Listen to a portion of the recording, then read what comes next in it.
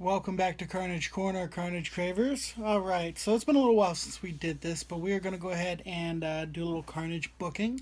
We're going to talk about the upcoming pay per view. In just a few days now, we have the SmackDown exclusive pay per view, Money in the Bank. So, obviously, we got the Money in the Bank match that we're going to talk about, as well as some title matches. I'm actually going to start talking about the SmackDown Women's Championship match. See, it's a funny turn of events here because this year we're going to have the first ever Women's Money in the Bank ladder match. And all of the credible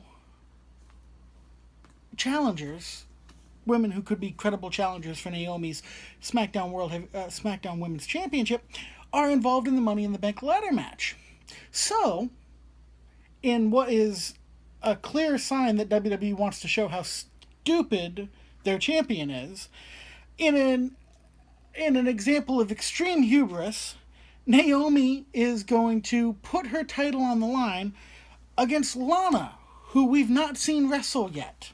So it's one of those situations where everybody's going to be betting for Naomi to win. Personally, despite the fact that I'm not a big fan of Naomi, I want her to win because I think it would be much more satisfying for whoever wins the Money in the Bank contract to cash in on her than it would to see them cash in on Lana.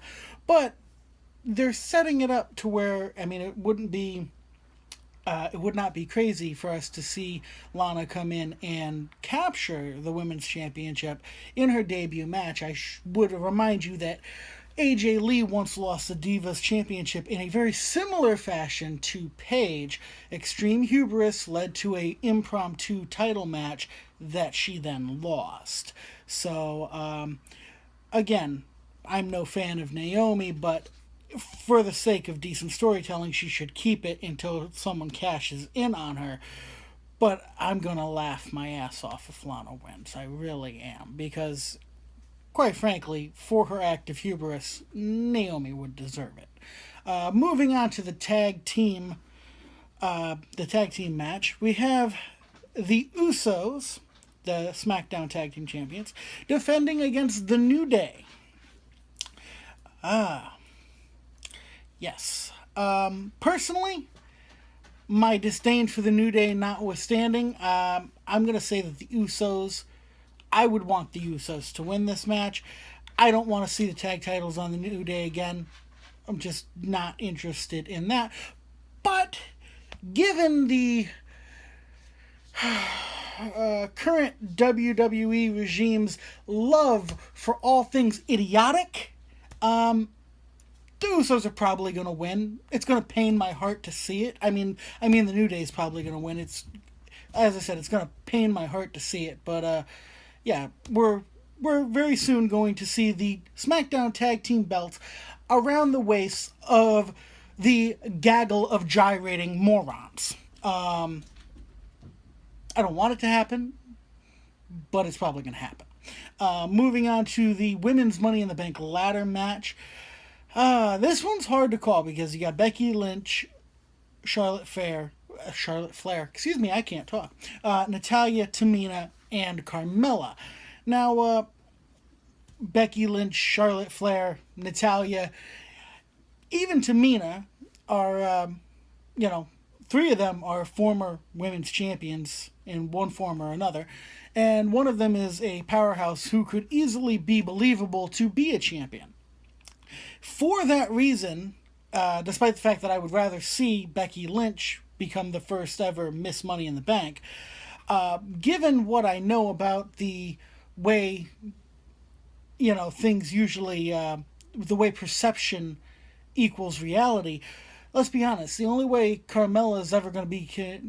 Carmella, similar to the way Edge was way back in the day, is not somebody you're going to expect to be champion.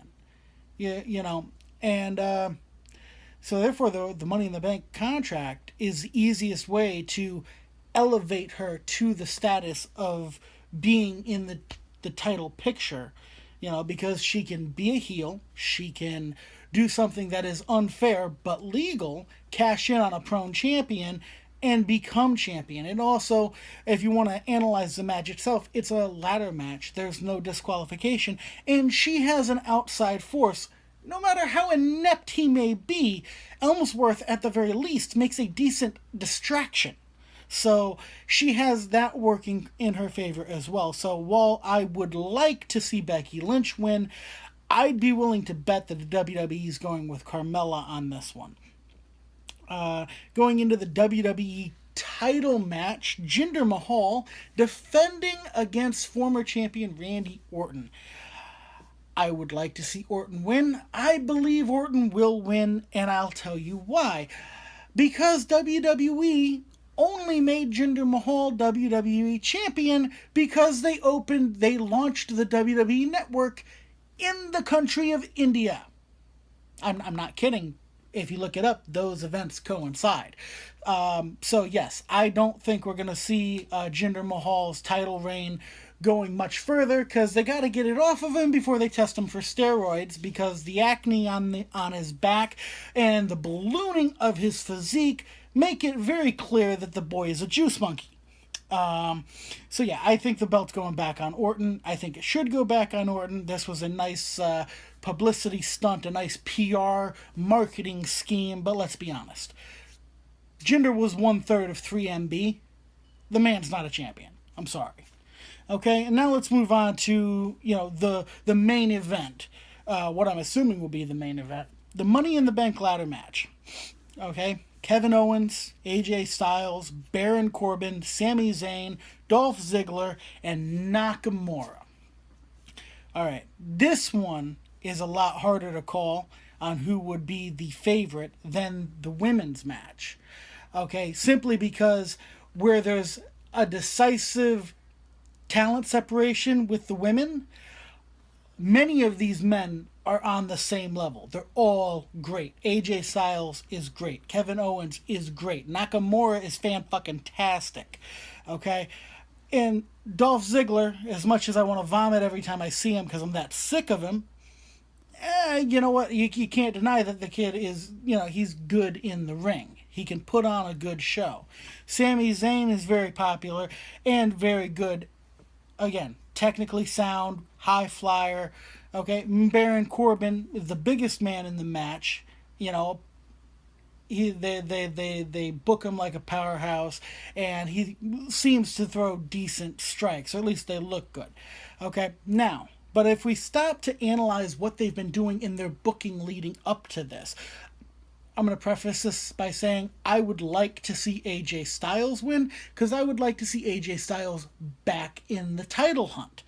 But if we're going to analyze what they've been doing, let's talk about this.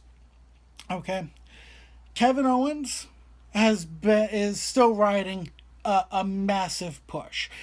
Even losing the Universal Championship to Bill Goldberg did nothing to hurt him. He rebounded quickly, grabbed the United States Championship, and elevated it in a way that I'm sorry to say that the people who held it before him did not. Okay, Kevin Owens, we haven't seen the U.S. title elevate in this fashion since John Cena held it, my despise for John Cena notwithstanding.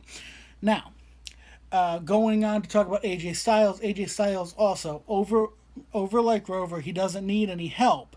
Okay, he does not need to win this match to keep him at the level he's at. Okay, Ziggler, I must have heard JBL say a dozen times on SmackDown in the last couple of weeks how Dolph Ziggler must be the favorite. He's been in 6 Money in the Bank ladder matches. He's a former Mr. Money in the Bank, and he cashed in to become world champion.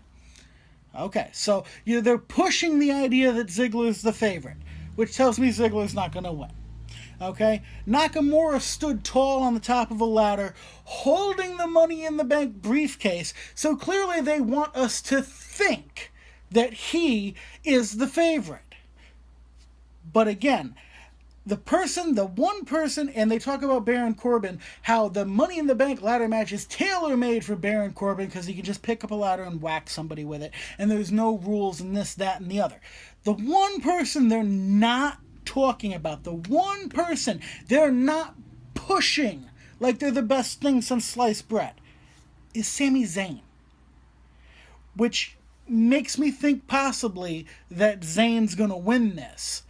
And because it's for the shock and awe factor. Okay? So while I would prefer AJ Styles or Nakamura as a close second, I think that the WWE, judging by the way I've watched their booking over the last several weeks, I think they're going with Sami Zayn as Mr. Money in the Bank. And I won't say it's a bad choice because Zayn's very popular. It's not the choice I would make, but they got a lot more money than me, so they must know something more. But in either case, that's the breakdown of what we're going to see on Money in the Bank. Now, after the Money in the Bank pay-per-view, I will be shooting a...